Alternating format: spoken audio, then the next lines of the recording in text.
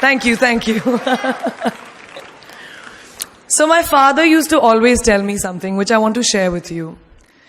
That why do you want to fit inside a glass slipper? You know, like we were told, like Cinderella did, why do you want to fit inside a glass slipper when you can shatter the glass ceiling? I want to tell you a little secret. I'm not very fond of this phrase, breaking the glass ceiling. Why does it annoy me? Because it takes the context of everything that I have done, all my achievements, all my hard work, and puts it into a box. As if my ambition was, Kire, I want to find a glass ceiling and break it. Not at all.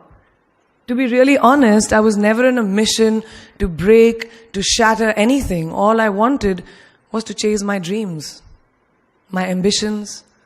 I wanted to evolve. I wanted to become the best version of me that I could be.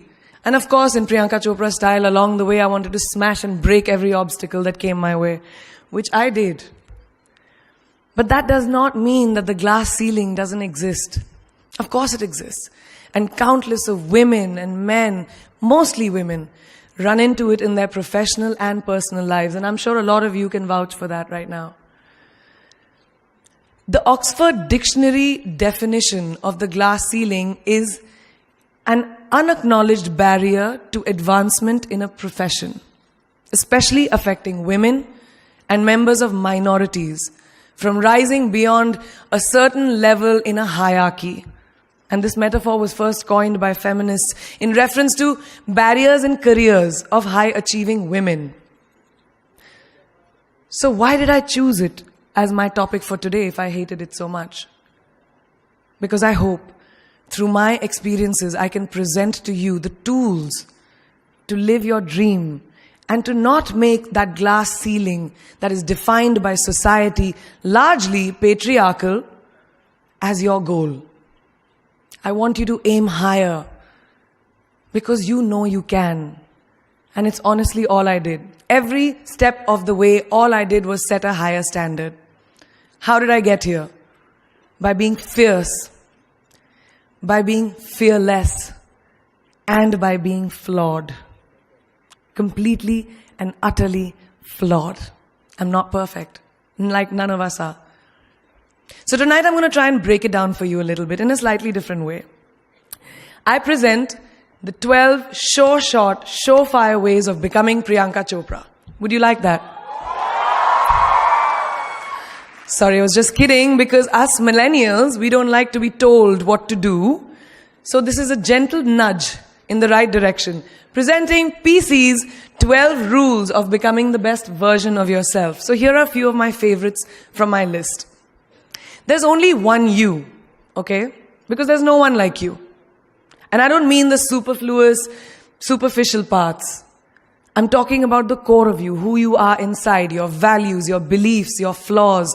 And once you understand who really that person is, you would have taken the first step in finding your unique self. And that is the best version of you. Who am I really? Most often, we don't allow ourselves the ability to dream beyond our imagination. We don't allow ourselves to think about the future because we are afraid of change. We are afraid to move away from what is familiar. Either that or sometimes, we are too rigid to let our dreams evolve. Just loosen up. Shake it off a little bit. Change is the only constant thing in life, and you are never too old or never too experienced to learn something new. Believe that you have everything already as your Brahmastra in your will to be able to be and achieve your dreams. Be fearless. I know I wanted to become an aeronautical engineer. What am I today? I'm an actor, I'm a singer, I'm an author, I'm a producer, I'm an artist. How did I go from becoming an engineer to all of these things? I made choices. The choices that I wanted for myself. So that is my rule number 2. Let your dreams fly. Give them wings. Be who you want to be just by being fearless. Now, opportunities. That's another important part of being fearless. They're a very funny thing, these opportunities. They don't come very often. They come far and few in between. But when they do we recognize them? Our job is to recognize them and make the most of them. I look back on all the things that I've done and I marvel at the opportunities that came my way. Miss India, Miss World, when I was in Bareilly in army school, my first film offer, my first music single, the first film I actually produced.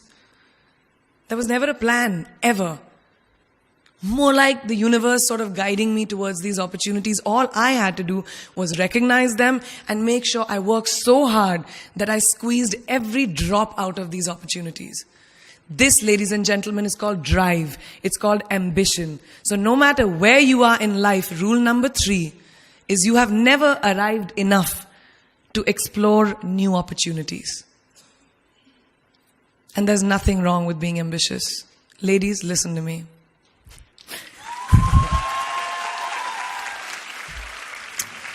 Now, for all of you guys who like everything in life, I don't think there's anything wrong with wanting to have the whole cake and eat it too. Nothing wrong. I want everything. Mujhe sab kuch chahiye. And there is nothing wrong with that. As long as you're not harming someone or doing something wrong, don't be scared to want more for yourself than you ever thought you could. I'll give you a small example. A few years ago, I was shooting a film called Dawn 2. You've heard of that, right? So it was chosen to be shown at the Berlin Film Festival, Berlinale, and my entire team was flying for the premiere, and it was a very exciting time. But at the same time, I was invited for the first time to attend the Grammy Awards in LA. So now when I was doing music, it was this big choice. Both the events were literally taking place one day apart in completely different time zones, Berlin and LA. My team and everyone around me told me, no, it can never happen. You have to choose what is your priority. And you know what I did? I made some insane connections. Mumbai to London, London to Berlin, Berlin to Amsterdam, Amsterdam to LA, LA to Mumbai in 3 days. And I made it happen. I went to both events and I looked great at both events.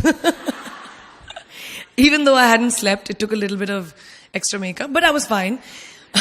And that's not the only time I've done it. I've done it so many times, over and over again. Why? Because I don't want anyone to tell me I can't have everything.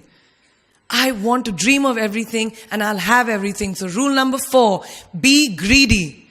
Be greedy for your ambitions. Be hungry for it.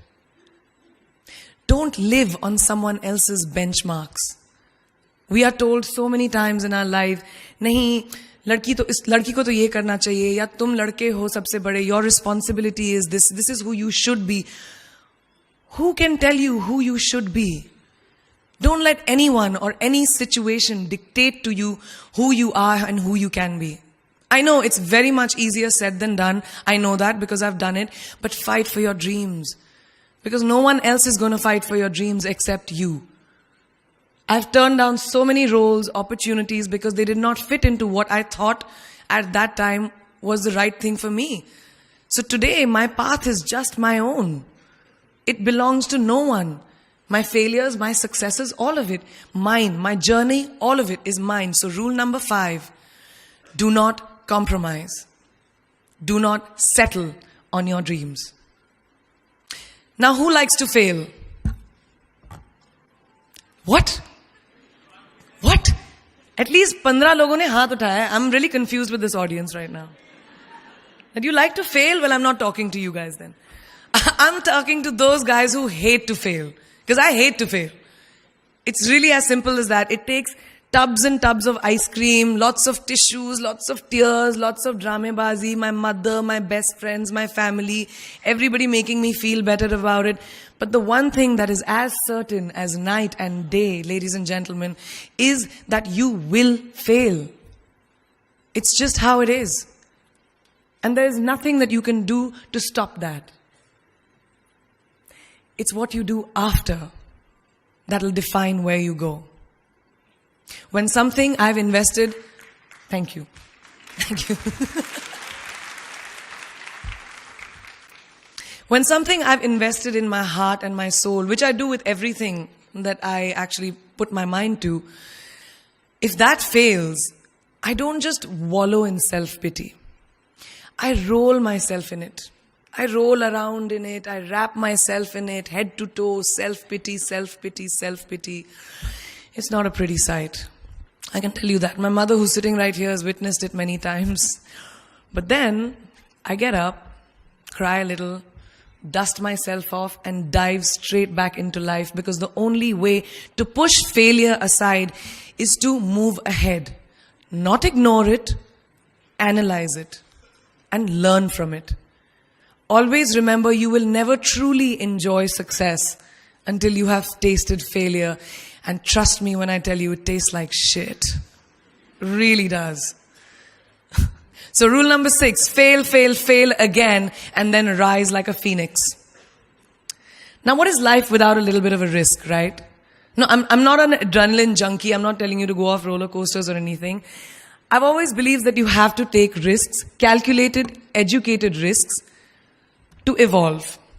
Because if you've not truly explored the full extent of your possibilities, you'll always remain stagnant. People have written me off several times in my career. Sometimes they didn't agree with my choices. When I played a negative character in my film Aitraz, very early in my career, I was told I'll be a vamp and no one will cast me as a heroine. When I took on a female-centric film called Fashion, again, very early on in my career, I was told that was not norm. When I signed a US TV show at the height of my film career in India, each time the risks were huge. The stakes were high, and the repercussions could have been, to say not the least, career ending. Thank God they weren't, and I'm still standing in front of you.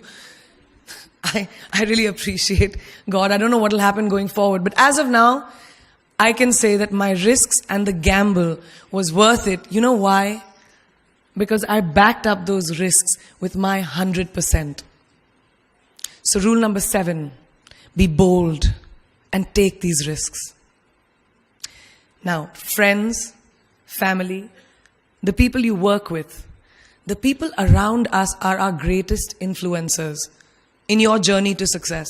So you have to choose very wisely. Rule number 8, surround yourself with the right people who do not stab you in the back. Now, who's into social media? Who's on social media? Raise your hands. Yeah, we like it. I like it. We can raise our hands. All right, it's almost everyone. Now, keep your hands raised if you have ever been upset by like a bad comment that you may have read on a photograph or like on Facebook or when you've posted something. And sometimes, you're just like, why do people have to be mean? Yeah, so there's a lot of you, right? Guys, please let me just tell you this. No matter what you do, someone will always be unhappy. Always.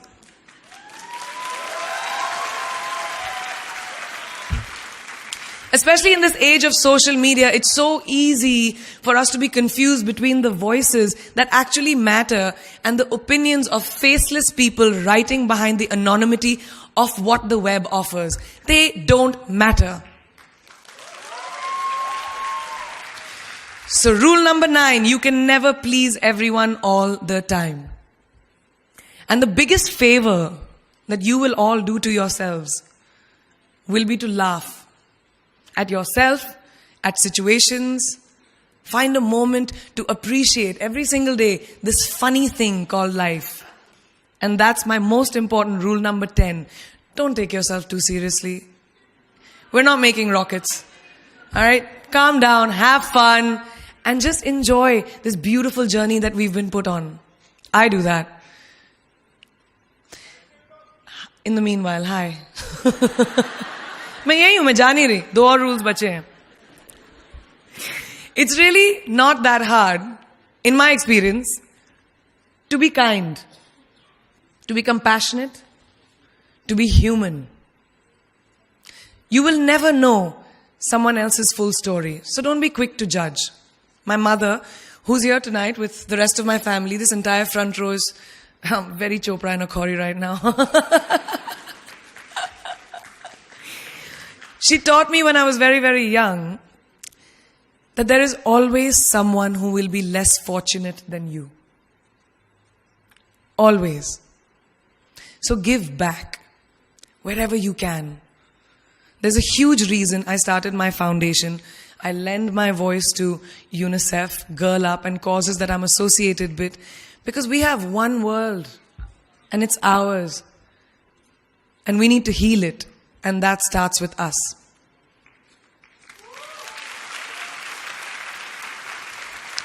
So that is my rule number 11. Give back. And finally, the most important one. Always remember where you came from. It's truly what defines you. So I'm a proud Indian, an army ki beti, daughter of 2 doctors with a middle-class upbringing and ginormous families, who I love on both sides.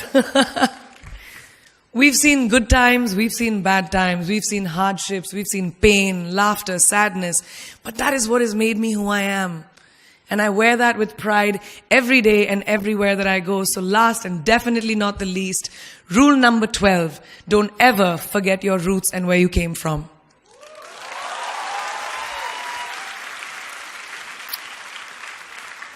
I hope you take some of what I have shared with you today and go into the new year with maybe a different perspective on life and start 2018 with being fierce, fearless, and flawed. Yeah, that's it. That's it.